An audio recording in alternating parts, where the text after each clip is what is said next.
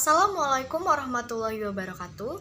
Saya Mutiara Sabila dari kelas 1B NPM 211040065. Di sini saya akan memaparkan isi rangkuman atau resume dari buku yang telah saya terjemahkan dan juga baca, yaitu buku yang berjudul Teknik dan Prinsip dalam Pengajaran Bahasa. Sebagai pembukaan, buku yang telah saya baca ini cukup lengkap untuk menjelaskan teknik dan prinsip dalam mengajar bahasa. Melalui buku ini, kita bisa mengetahui bagaimana kita dapat mengajar. Teori-teori dalam pengajaran bahasa, khususnya bahasa Inggris. Maksud dan tujuan dari buku ini adalah agar kita bisa memahami dan mempelajari bagaimana metode dalam pembelajaran. Ada banyak bab teori yang terdapat dalam buku yang telah saya baca ini, yaitu ada 12 subbab teori yang terdiri dari 11 bab teori dan 1 bab kesimpulan. Buku ini sebenarnya bukan hanya untuk guru, tapi juga bisa digunakan oleh siswa untuk belajar teknik dalam pembelajaran bahasa. Sebelum masuk ke penjelasan bab-bab berikutnya, saya akan menyampaikan 5 pesan yang diberikan oleh penulis untuk para guru ataupun orang yang membaca buku ini, yaitu yang pertama ada metode berfungsi sebagai refleksi yang dapat membantu guru dalam membawa kesadaran dalam berpikir dan melakukan tindakan. Yang kedua, guru dapat memilih untuk mengajar secara berbeda dari yang lain, yaitu memiliki cara tersendiri untuk mengajar. Yang ketiga adalah pengetahuan tentang metode adalah bagian dari basis pengetahuan dasar dalam mengajar. Yang keempat adalah komunitas wacana profesional juga dapat menantang konsepsi guru tentang bagaimana pengajaran mengarah pada pembelajaran. Dan pesan yang terakhir yang diberikan oleh penulis adalah pengetahuan tentang metode membantu memperluas daftar teknik guru dalam melakukan pengajaran. Lalu kita masuk ke bab 1, yaitu bab pengantar. Bagian pengantar ini memperkenalkan isi buku dan bagian bab yang terdiri dari 11 bab penjelasan teknik dan metode pembelajaran. Di bagian perkenalan disebutkan 3 tujuan dari buku ini adalah yang pertama, mempelajari tentang banyak metode pembelajaran bahasa yang berbeda-beda. Kemudian yang kedua, membantu kita mengungkapkan pemikiran yang membantu tindakan kita sebagai guru untuk melakukan pembelajaran dan tindakan. Dan yang ketiga adalah memperkenalkan kita pada berbagai teknik pengajaran. Mungkin hanya itu yang ada di bab 1. Selanjutnya kita masuk ke bab 2, yaitu metode tata bahasa dan terjemahan.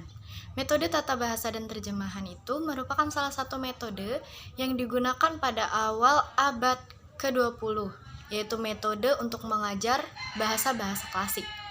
Metode ini digunakan untuk membantu membaca dan mengapresiasi sastra bahasa asing.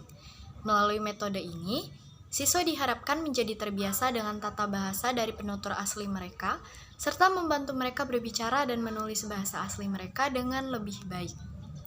Melalui sesi observasi yang ada 12 sesi observasi dalam metode ini dapat disimpulkan bahwa keterampilan membaca dan menulis sangat ditekankan dengan mengorbankan 2 keterampilan lainnya, termasuk pengucapan, menerjemahkan kata dari bahasa Inggris ke bahasa asli atau bahasa ibu siswa tersebut.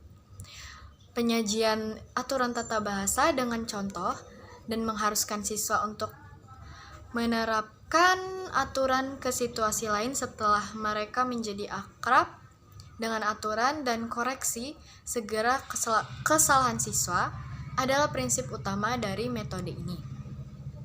Kemudian bab yang ketiga yaitu metode langsung. Metode langsung sama seperti metode tata bahasa terjemahan.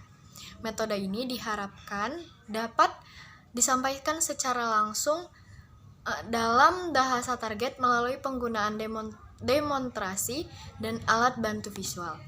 Namun, metode ini memiliki aturan dasar, yaitu tidak diperbolehkan adanya terjemahan.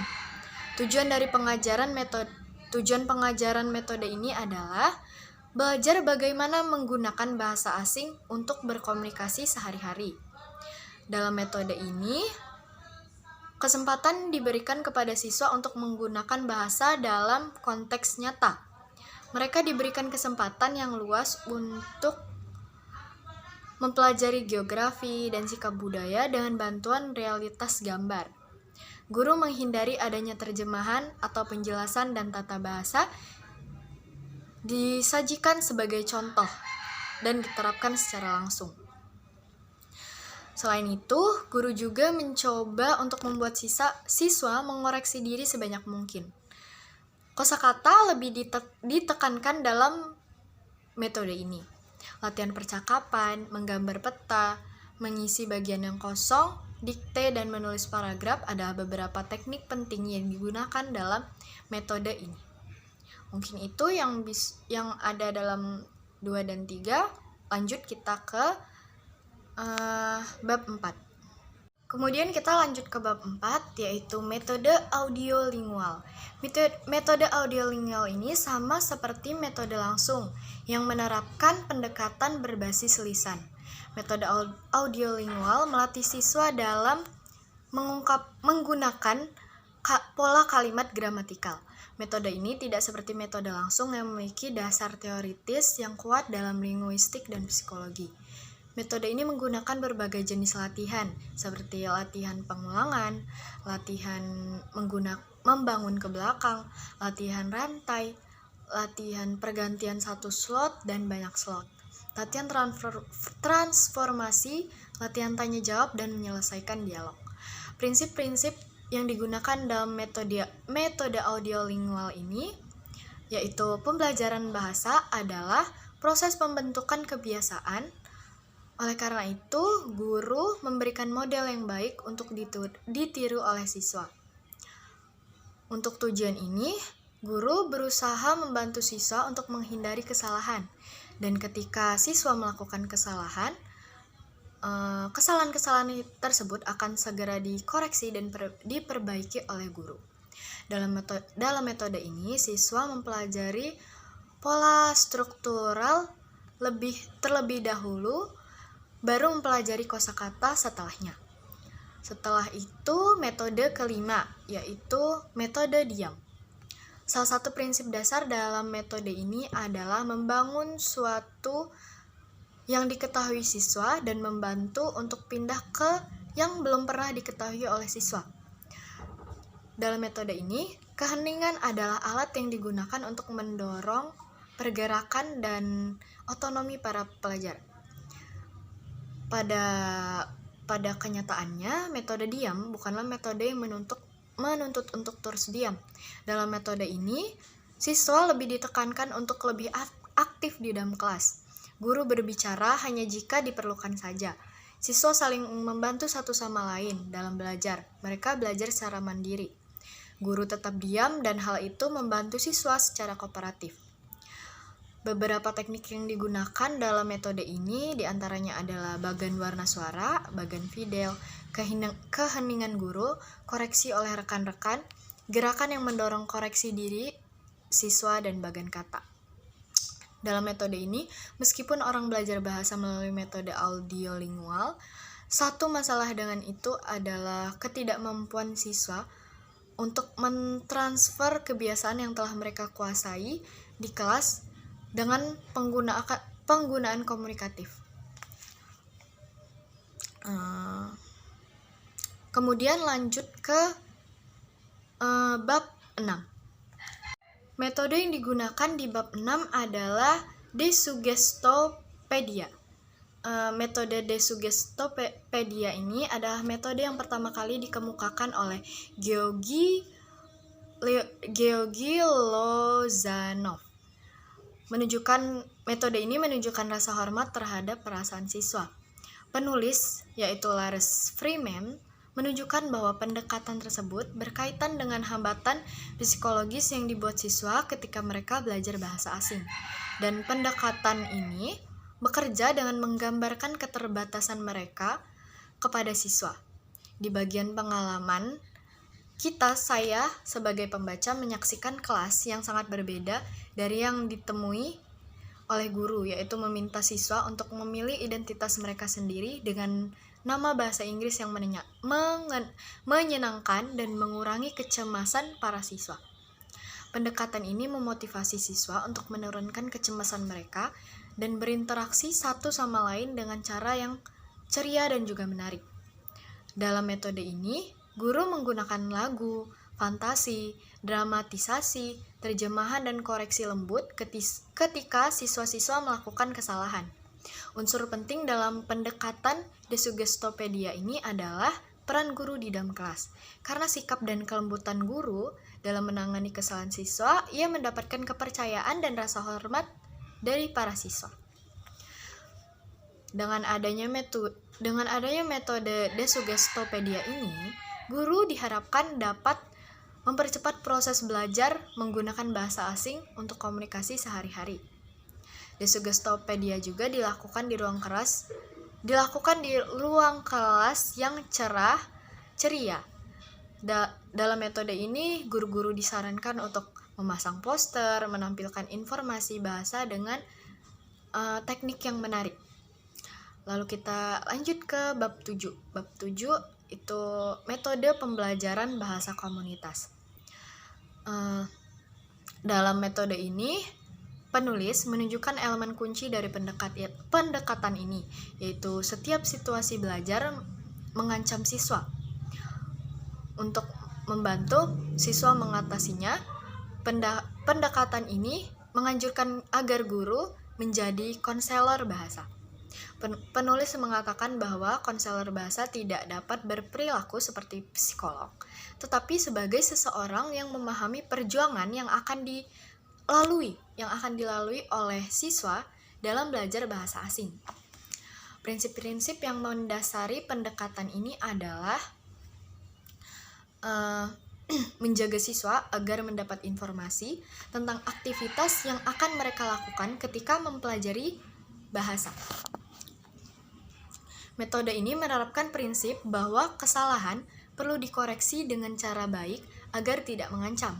Teknik utama metode ini yaitu mendorong siswa untuk menghasilkan silabus mereka sendiri, seperti merekam percakapan siswa, menerjemahkan ucapan bahasa asli siswa ke dalam bahasa Inggris, menyalin rekaman percakapan siswa, dan membantu siswa menerjemahkan ucapan mereka ke dalam bahasa asli mereka.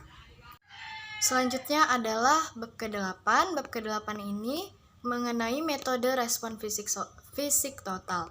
Pendekatan pemahaman adalah pendahulu dari respon fisik total dan pendekatan lain seperti pendekatan alami Krashen dan Terrell. Prinsip dasar yang mendasari pendekatan ini adalah bahwa siswa harus lebih dahulu memahami bahasa lisan sebelum memproduksi bahasa sendiri. Prinsip utama dari respon fisik total adalah bahasa lisan harus lebih ditekankan daripada bahasa tertulis, dan makna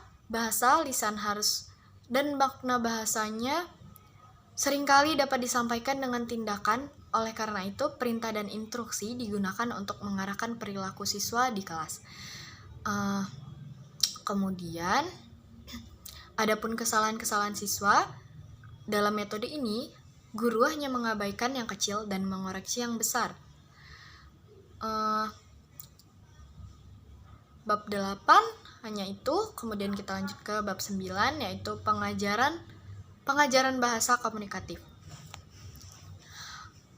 Pada tahun 1970-an, menjadi jelas bagi pendidik bahwa meskipun siswa menghasilkan bahasa yang akurat di kelas, mereka tidak menghasilkan ucapan yang tepat termasuk fungsi bahasa tertentu, seperti meminta maaf, mengundang, dan menolak undangan, ketika mereka menggunakan bahasa asing di luarnya. Prinsip utama dari pendekatan pengajaran bahasa komunikatif ini adalah menggunakan bahasa asli, mengungkapkan maksud pembicara atau penulis, bekerja dan bahasa pada tingkat wacana, bermain game yang memberikan umpan balik langsung, mengenal apakah siswa berhasil atau tidak dalam permainan, yaitu kesalahan dicatat tetapi aktivitas dibiarkan berjalan. beberapa teknik yang dianggap penting dalam metode pengajaran bahasa komunikatif ini adalah menggunakan bahasa autentik atau bahasa asli, menguraikan kalimat, dan mengerjakan cerita strip, bermain permainan bahasa, dan bermain peran. Kemudian lanjut ke bab selanjutnya. Bab selanjutnya adalah bab 10. Bab 10 ini mengenai metode pendekatan berbasis konten, berbasis tugas, dan partisipasif. Ide utama dari metode ini adalah untuk mengajar bahasa Inggris melalui komunikasi. Prinsip-prinsip penting dalam metode ini adalah siswa mengetahui bahwa pembelajaran bahasa adalah sarana untuk mencapai tujuan dan bukan tujuan itu sendiri. Mempelajari materi pelajaran yang autentik, menggunakan bahasa tidak secara lisan tetapi juga membaca dan menulis tentang konten yang menarik dan relevan. Metode pendekatan ke-10 ini dibagi menjadi 3 bagian yang akan dijelaskan satu persatu. Pendekatan ini dikaji dalam Pendekatan ini dibagi menjadi 3, yaitu yang pertama ada instruksi berbasis konten. Instruksi berbasis konten ini berkontribusi khusus, yaitu kontribusi dari instruksi berbasis konten ini adalah bahwa instruksi ini dapat mengintegrasikan pembelajaran bahasa dan pembelajaran beberapa konten lain. Dan seringkali materi pelajarannya dinamis. Kemudian ada instruksi berbasis tugas. Seperti instruksi berbasis konten, pendekatan berbasis tugas, bertujuan untuk memberikan peserta didik konteks alami untuk penggunaan bahasa. Dan yang terakhir ada pendekatan partisipasif. Pendekatan partisipasif ini mirip dengan pendekatan berbasis konten yang dimulai dengan konten yang bermakna bagi siswa dalam bentuk apapun yang dikerjakan dengan munculnya konten tersebut. Tujuan dari pendekatan partisipasif ini adalah untuk membantu siswa memahami kekuatan sosial, sejarah, atau budaya yang mempengaruhi kehidupan mereka dan membantu mereka memperdayakan siswa untuk mengambil tindakan dan membuat keputusan untuk mendapatkan kendali atas kehidupan mereka. Lalu lanjut ke bab berikutnya, yaitu bab 11. Bab 11 ini tentang metode pelatihan strategi pembelajaran. Prinsip utama dari metode ke-11 ini adalah bahwa tugas guru tidak hanya mengajar bahasa tetapi juga mengajar belajar, yaitu pembelajar didorong untuk menjadi pembelajar mandiri dan dalam analisis akhir menjadi pembelajar mandiri. Guru juga membantu mereka untuk mentransfer pelatihan ke situasi yang berbeda. Dalam pembelajaran kooperatif, siswa belajar untuk bekerja secara kooperatif dalam kelompok dan tinggal dalam kelompok untuk waktu yang lama untuk belajar bagaimana caranya bekerja sama. Pendekatan ini selain memupuk rasa tanggung jawab, juga memupuk interaksi siswa dalam mempelajari bahasa Inggris atau bahasa target. Pendekatan yang ketiga adalah pendekatan multiple intelligence atau MI, didasarkan pada kenyataan bahwa siswa memiliki kekuatan yang berbeda dalam pembelajaran bahasa. Diketahui bahwa siswa dibedakan berdasarkan gaya belajar dan kognitif mereka yang berbeda dan MI yang berdasarkan pada logis matematif, verbal spasif, tubuh atau kinestetik, musik, interpersonal, intrapersonal, dan verbal atau linguistik. Pendekatan ini menggunakan teka-teki atau permainan yang mencakup penyebaran beberapa atau banyak kecerdasan untuk memecahkannya. Kemudian, bab yang terakhir yaitu bab 12 atau bab kesimpulan. Bab ini adalah penutupan dari buku yang telah saya rangkum dan saya terjemahkan ke dalam bahasa Indonesia. Dalam bab ini, sebenarnya penulis hanya menyajikan bagan ringkasan percobaan yang cukup berhasil untuk membandingkan dan membedakan pendekatan yang dihadapi sejauh ini dalam hal elemen kunci seperti bahasa atau budaya, pembelajaran bahasa, dan pengajaran bahasa. Metode-metode tersebut tidak didistribusikan secara merata di dalam ruang kelas dan di seluruh kelas. Mungkin hanya itu rangkuman atau resume yang bisa saya sampaikan dari buku yang telah saya baca, kemudian saya translate. Bila ada salah kata saya mohon maaf. Saya akhiri. Wassalamualaikum warahmatullahi wabarakatuh.